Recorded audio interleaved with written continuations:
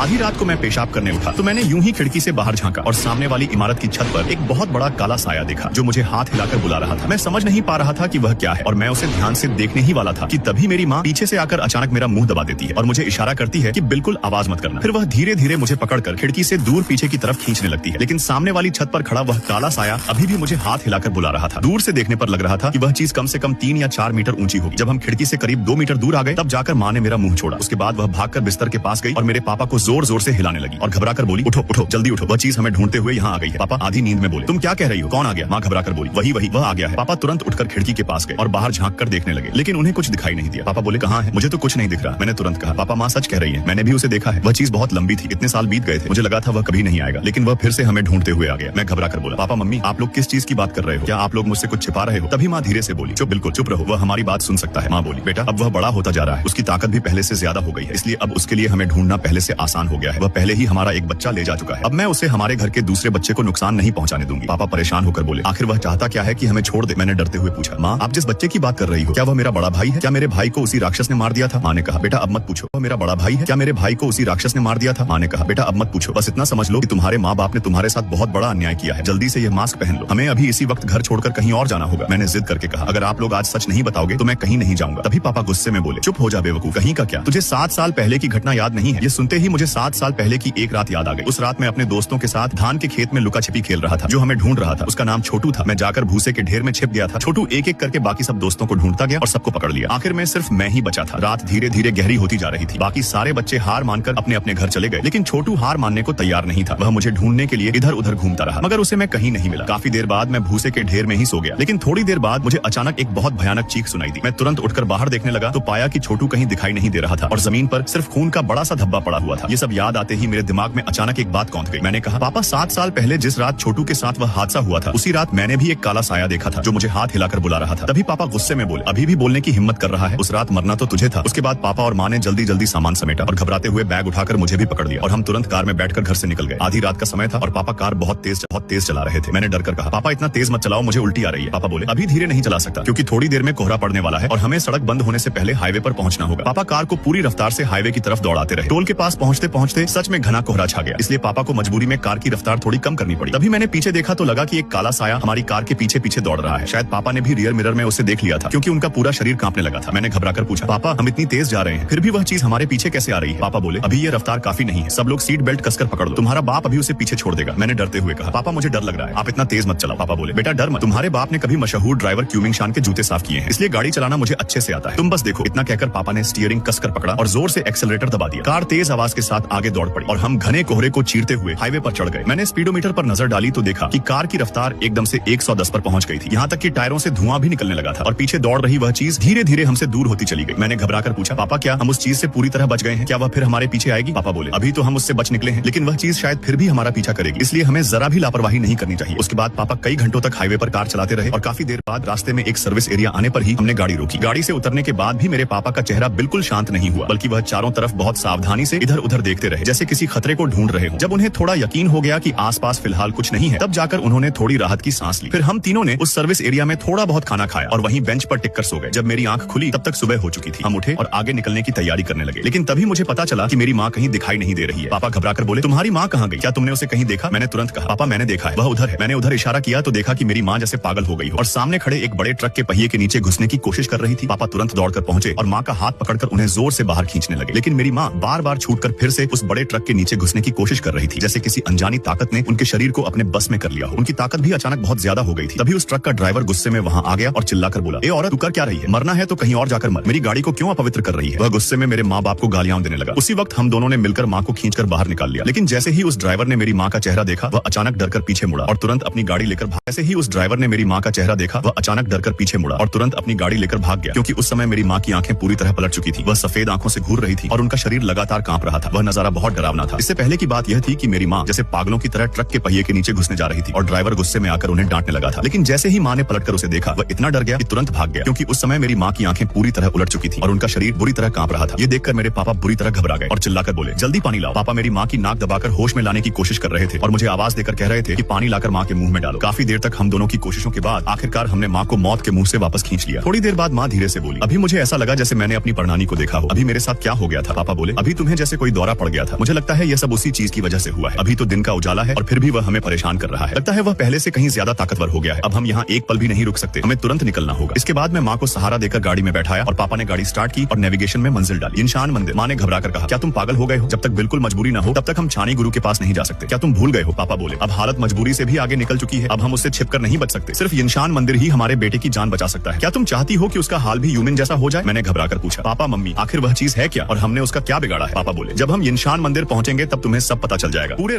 मैंने घबरा कर पूछा। पापा मम्मी, आखिर वह चीज है क्या और हमने उसका क्या बिगाड़ा है? पापा बोले, जब हम इंशान मंदिर पहुंचेंगे तब तुम्हें सब पता चल जाएगा। पूरे रास्ते मेरी माँ बेहोशी में ही सोती रही और पापा का चेहरा भी गंभीर होता गया। फिर उन्होंने चाणी गुरु को फोन लगाया, लेकिन पापा कुछ बोलते उससे पहले ही उधर से आवाज आई, मुझे पता है तुम लोग आ रहे हो। मैंने अपने शिष्य यूजेन को तुम्हें लेने भेज दिया है। वह अभी शिलिन सर्विस एरिया में तुम्हारा इंतजार कर रहा है। आज की रात तुम्हारे लिए बहुत कठिन होगी, लेकिन चिंता मत कर, वह तुम्हारी मदद करेगा और सब ठीक कर देगा। पापा ने बस धीरे से धन्यवाद कहा और फोन काट दिया। थोड़ी देर बाद हम शिलिन सर्विस एरिया पहुंच गए। तब तक शाम भी ढलने लगी थी। पापा गाड़ी से उतरकर पूरे सर्विस एरिया में उस आदमी को ढूंढते रहे, लेकिन हमें कोई नहीं मिला। फिर पापा ने दोबारा फोन लगाया और बोले, चाणी गुरु, मैं शिलिन पहुंच गया हूँ, लेकिन आपका शिष्य कहीं दिखाई नहीं दे रहा। क्या आप पक्का कह रहे हैं कि वह यहाँ आ चुका है? उधर से जवाब आया, मेरा यह शिष्य जरूर फिर कहीं शराब पीकर बैठ गया होगा, लेकिन तुम चिंता मत करो, वह चाहे शराबी है मगर समझदार है, जरूरी काम में कभी देर नहीं करता, तुम थोड़ा और ढूंढ कर देखो। फोन रखने के बाद पापा ने सर्विस एरिया के कर्मचारियों से भी पूछताछ की। काफी देर बाद आखिर हमें एक पत्थर की बेंच पर वह आदमी मिल गया जो पूरी तरह शराब के नशे में धुत पड़ा था। वही चाणी गुरु का शिष्य यूजेन था, लेकिन वह मेरे सोच से बिल्कुल अलग निकला। मैं तो किसी बड़े साधु की उम्मीद कर रहा था, लेकिन वह तो मुझसे बस थोड़ा ही बड़ा लग रहा था। उसने साधारण कपड़े पहन रखे थे और उसका चेहरा शराब से लाल हो रखा था। वह कोल्ड ड्रिंक की बोतल को तकिया बनाकर गहरी नींद में खर्राटे ले रहा था। मैंने पापा से कहा, क्या सच में यही हमारी मदद करेगा? ये तो पूरा शराबी लगता है। पापा बोले, जो भी हो, पहले इसे गाड़ी में बिठा लेते हैं। इसके बाद मैं और पापा मिलकर उसे उठाकर किसी तरह गाड़ी में ले आए। पूरे रास्ते वह गहरी नींद में खर्राटे लेता रहा। गाड़ी तेज चल रही थी और बाहर कोहरा भी लगातार घना होता जा रहा था। तभी अचानक बाहर से बहुत डरावनी चीख जैसी आवाज आने लगी, जो इतनी तेज थी कि लगा जैसे गाड़ी के शीशे भी टूट जाएंगे। मैं घबराकर उस यूजेन को झकझोरने लगा और बोला, उठो उठो, जल्दी उठो। मैं उसे झकझोर कर कहने लगा, जल्दी उठो, जल्दी उठो, तुम तो हमारी मदद करने आए हो ना। लेकिन वह पीछे वाली सीट पर तिरछा होकर लेटा और करवट बदलकर फिर से सो गया, मुंह से बड़बड़ाते हुए जैसे नींद में कुछ कह रहा हो कि अभी नहीं यार, अभी मुझे सोने दो। उसी वक्त मेरे पापा ने स्टीयरिंग को कसकर पकड़ा हुआ था और उनकी आवाज भारी और डर से भरी हुई थी। वह बार बार कह रहे थे, वह आ गया, वह सच में आ गया, वह आ गया, वह सच में आ गया। बाहर से आने वाली वह डरावनी आवाज लगातार करीब आती जा रही थी। उस आवाज को सुनकर मेरा दिमाग जैसे फटने लगा। ऐसा लग रहा था जैसे हजारों छोटे कीड़े मेरी हड्डियों के अंदर घुसकर उन्हें कुतर रहे हों। दर्द इतना बढ़ गया कि मेरा मन कर रहा था मैं खुद को चाकू मार दूं। मैं दांत भींचकर सिर पकड़कर बैठ गया। तभी मेरी नजर के कोने से मैंने देखा कि मेरी माँ अपनी जेब से कांच तोड़ने वाला छोटा हथौड़ा निकालकर अपने ही सिर पर मारने जा रही थी। तभी पीछे सो रहा, वह अपने ही सिर पर मारने जा रही थी। तभी पीछे सो रहा, वह यूजेन अचानक करवट बदलकर उठ बैठा और जैसे नशे में चिल्लाया, अरे क्यों चिल्ला रहे हो? क्या दिखाई नहीं देता? मैं सो रहा हूँ। उसकी इस जोर की आवाज से मैं बुरी तरह चौंक गया। लेकिन अजीब बात यह हुई कि जैसे ही उसने चिल्लाकर यह कहा, बाहर से आने वाली वह डरावनी आवाज अचानक बंद हो गई। मेरी माँ भी धीरे धीरे होश में आ गई। फिर हमारी गाड़ी फिर से ठीक तरह से चलने लगी। मैं पीछे सोए उस छोटे से दिखने वाले गुरु को देखने लगा। भले ही वह उम्र में ज्यादा बड़ा नहीं लग रहा था, लेकिन ऐसा लग रहा था कि उसके पास सच में कुछ ताकत है। ये सोचकर मेरे दिल को थोड़ा सहारा मिला। पता नहीं हम कितनी देर तक चलते रहे। तभी मेरे पापा अचानक बोले, बेटा बाहर कोई गाड़ी दिख रही है क्या? मैंने कहा, हाँ, अभी तो एक वैन हमारे पास से निकल कर गई है। पापा बोले, मुझे तो कुछ दिखाई नहीं दे रहा। मैंने हैरानी से कहा, क्या आपको सच में नहीं दिखी? पापा बोले, हाँ, मुझे कोई गाड़ी नहीं दिख रही, सड़क पर कुछ भी नहीं है। मैंने खिड़की से बाहर देखा तो कोहरा जरूर था, लेकिन फिर भी सड़क पर थोड़ी थोड़ी देर में गाड़ियां आती जाती दिखाई दे रही थी। मैंने पापा से कहा, गाड़ी किनारे लगाओ। हम लोग गाड़ी को इमरजेंसी लेन में ले आए। मैं ड्राइवर सीट पर बैठा और सामने देखने लगा, लेकिन सच में वहाँ कोई भी गाड़ी दिखाई नहीं दे रही थी। ये देखकर हम सब डर गए। अब हम गाड़ी चलाने की हिम्मत भी नहीं कर पा रहे थे और रुकने की भी हिम्मत नहीं थी। हम इसी चिंता में थे कि तभी पीछे सोया हुआ यूजेन फिर से हिला। पता नहीं वह नींद में था या शराब के नशे में। वह उठकर बैठ गया और मेरे कपड़े पकड़ने लगा। मैं पहले ही घबराया हुआ था। मुझे यह सब बिल्कुल अच्छा नहीं लगा और गुस्से में आकर मैंने उसे एक थप्पड़ मार दिया।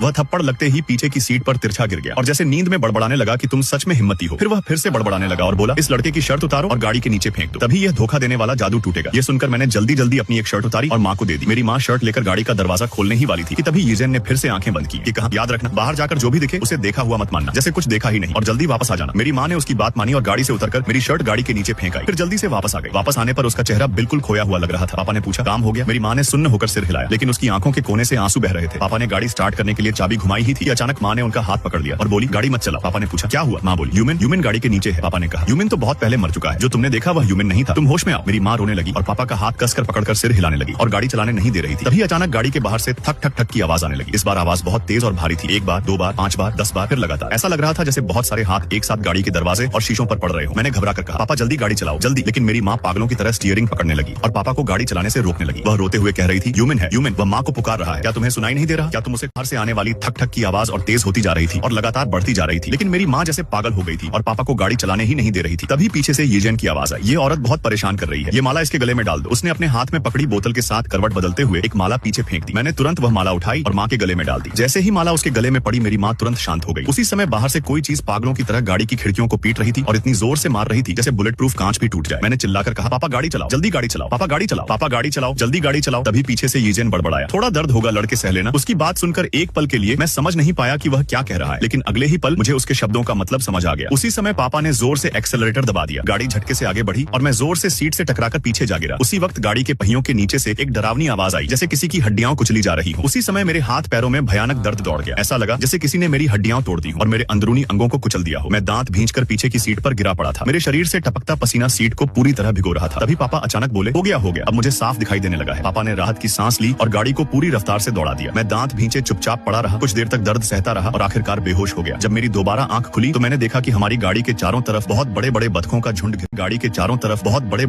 झुंड घिरा हुआ है। वे लगातार अपनी चोंच से हमारी गाड़ी के शीशों को ठोक रहे थे। मैंने घबराकर कहा, बाहर कितनी सारी बतखें हैं। तभी यूजेन बोला, नहीं, ये आम बतखें नहीं है, ये चीखने वाली बतखें हैं। गाड़ी की चारों खिड़कियों और दरवाजों पर नुकीले पंजे रगड़ रहे थे। सामने की विंडशील्ड पर महीन दरारें पड़ने लगी और वह दरारें आंखों के सामने तेजी से फैलने लगी। मुझे लगने लगा कि शीशा कभी भी टूट सकता है, इसलिए मैं घबराकर यूजेन को जोर जोर से हिलाने लगा कि वह उठकर हमारी मदद करे, लेकिन वह भौहें सिकोड़कर आंखें बंद किए गहरी नींद में सोता रहा। उसने बस इतना कहा, शांत रहो, मुझे अभी उठने की फुर्सत नहीं है। बाहर से नाखूनों के कांच पर घिसटने की डरावनी आवाजें आ रही थी। तभी अचानक एक जोर का धमाका हुआ और गाड़ी जोर से हिल गई। वह राक्षस हमारी गाड़ी की छत पर कूद गया था। वह चीज लगातार छत पर उछल कूद कर रही थी और गाड़ी बुरी तरह हिलने लगी। उसी झटके से आखिरकार यूजेन की नींद टूट गई। वह उठकर बैठा और अपनी जेब से कई सुइयां निकालकर सीधे गाड़ी की छत की तरफ फेंकने लगा। तभी ऊपर से उस विशाल काले साए की दर्द भरी चीख सुनाई दी और वह लुढ़क कर नीचे गिर गया। ये देखते ही पापा ने एक्सेलरेटर पूरी ताकत से दबा दिया और गाड़ी तेजी से आगे भागने लगी। मैं पीछे मुड़कर देखने लगा तो देखा कि खेतों के बीच एक बहुत विशाल चीखने वाली बतख हमारे पीछे दौड़ रही थी। उसका शरीर हमारी कार से कई गुना बड़ा था, लेकिन उसकी एक टांग जैसे ठीक से काम नहीं कर रही थी, इसलिए वह हमारी तेज रफ्तार कार का पीछा नहीं कर पा रही थी। धीरे धीरे वह पीछे छूटती चली गई और खेतों के बीच छोटी होती चली गई। यूजेन ने अपने मुंह के किनारे से खून पोंछते हुए डीले अंदाज में कहा, पूरे दिन इस चीज से लड़ने के बाद जाकर उसकी एक टांग तोड़ पाया हूँ। मैंने हैरानी से पूछा, उसकी टांग तुमने तोड़ी थी? वह बोला, नहीं तो क्या वह खुद तोड़ लेता? अभी थोड़ी देर पहले तुमने गुस्से में जो मुझे थप्पड़ मारा था, उसी वजह से मैं सही वार नहीं कर पाया। मुझे याद आया कि गुस्से में मैंने सच में उसे जोर का थप्पड़ मार दिया था, इसलिए मैं चुप हो गया। लेकिन यूजेन ने आगे कुछ नहीं कहा। वह बस पीछे खेतों में दूर होते उस राक्षस को देखता रहा और बोला, यह जीव धरती पर लगभग 15 लाख साल से रह रहा है। इनकी कुछ जातियां इतनी विकसित हो चुकी हैं कि उनमें इंसानों जैसी बुद्धि आ गई है और यह बदला लेने वाले होते हैं। ये जीव आमतौर पर इंसानों से बहुत दूर रहते हैं। तो तुम लोगों ने आखिर ऐसा क्या किया कि यह तुम्हारे पीछे पड़ गया? इसके बाद मेरे पापा ने उसे सारी बात बता दी। पापा बोले, कई साल पहले जब भयंकर अकाल पड़ा था, तब हम लोगों के पास खाने को कुछ नहीं था। जिंदा रहने के लिए हमें जंगल में खुद शिकार करना पड़ा। तब हम दोनों ने मिलकर एक मोटी बतख पकड़ी और उसे मारकर पकाया। लेकिन जब हमने उसका पेट साफ किया तो देखा कि उसके नीचे 4 छोटे छोटे बतख के बच्चे थे। उस समय हमें बहुत दुख हुआ, लेकिन जिंदा रहने के लिए हमें उसे पकाकर खाना ही पड़ा। बहुत दुख हुआ, लेकिन जिंदा रहने के लिए हमें उसे पकाकर खाना ही पड़ा। बाद में घर आकर पता चला कि उस समय मेरी माँ 2 महीने की गर्भवती थी और उनके पेट में जुड़वां बच्चे थे। पूरे गर्भ के दौरान माँ की हालत बहुत खराब रही। तब हमने एक तांत्रिक से दिखाया था। उस तांत्रिक ने कहा था कि माँ के पेट में 2 सामान्य बच्चे हैं, लेकिन उनके साथ एक अजीब सी ऊर्जा भी पल रही है। वह ऊर्जा बच्चों के साथ बड़ी होती जाएगी और धीरे धीरे और मजबूत होती जाएगी। और जिसने हमें यह सब बताया था वही चाणक्य गुरु थे। इसके बाद बाकी का रास्ता बिल्कुल शांत रहा और हम जल्दी ही चाणक्य गुरु के पास पहुंच गए। गुरुजी ने हमें देखते ही कहा, इतने साल बीत गए लेकिन वह जीव अब भी तुम्हें छोड़ने को तैयार नहीं है। जब तक यह बच्चा जिंदा रहेगा उसके शरीर से निकलती ऊर्जा उस जीव को तुम्हारा पता देती रहेगी। मेरे पापा तुरंत गुरुजी के सामने हाथ जोड़कर बोले, कृपया मेरे बेटे को बचा लीजिए, कोई उपाय बताइए। गुरुजी बोले, उठो, घबराओ मत, उपाय है। मैं महायान बौद्ध साधना से उसे शांत करने की कोशिश करूंगा। अगर मेरा अनुमान सही है तो वह जीव अभी थोड़ी ही देर में यहाँ पहुंच जाएगा। तभी अचानक आसमान में जोर की आवाज हुई और एक 8 फुट ऊंचा विशाल बतख राजा आकर जमीन पर गिरा। उसके गिरते ही चारों तरफ धूल उड़ने लगी। धूल के बीच वह विशाल बतख हमें घूरते हुए बोला, तुम लोगों ने सालों पहले जिस बतख और उसके 4 बच्चों को मारा था वह मेरी पत्नी और मेरे बच्चे थे। आज मैं तुमसे उसका बदला लेकर रहूंगा। गुरुजी शांत हमें घूरते हुए बोला, तुम लोगों ने सालों पहले जिस बतख और उसके 4 बच्चों को मारा था वह मेरी पत्नी और मेरे बच्चे थे। आज मैं तुमसे उसका बदला लेकर रहूंगा। गुरुजी शांत स्वर में बोले, बदले का यह सिलसिला कब खत्म होगा? तुमने इतनी कठिन साधना करके इंसान का रूप पाया है, अब इसे यहीं खत्म कर दो। लेकिन वह बतख राजा गुस्से में बोला, बदमाश साधु, पहले तुझे मारूंगा फिर अपने परिवार का बदला लूंगा। तभी कुछ देर बाद मैंने देखा कि वह भयानक राक्षस अचानक एक छोटे से बतख के बच्चे में बदल गया है। मैंने हैरानी से पूछा, गुरुजी वह राक्षस अचानक छोटा बतख कैसे बन गया? गुरुजी बोले, मैंने महायान धर्म की शक्ति से उसके मन को शुद्ध कर दिया है और उसके मन का बदला लेने का भाव खत्म कर दिया है। अब वह किसी को नुकसान नहीं पहुंचाएगा और तुम्हारा बेटा भी सुरक्षित है। मेरे पापा तुरंत गुरुजी के सामने झुक गए और बोले, आपका बहुत धन्यवाद, आपने मेरे बेटे की जान बचा ली। गुरुजी बोले, याद रखना आगे कभी भी किसी जीव को बेवजह मत मारना। हर जीव के पास जीवन है और सब बराबर है। इंसान और जानवरों को मिलजुल कर रहना चाहिए। गुरुजी की यह बात सुनकर हम सबकी आंखें नम हो गई और उसी दिन से हमने कसम खा ली कि अब हम कभी किसी छोटे जानवर का शिकार नहीं करेंगे। आपको मेरी यह वीडियो कैसी लगी कमेंट में पक्का बताइएगा और वीडियो पूरा देखने के लिए दिल से सभी भाइयों बहनों का शुक्रिया।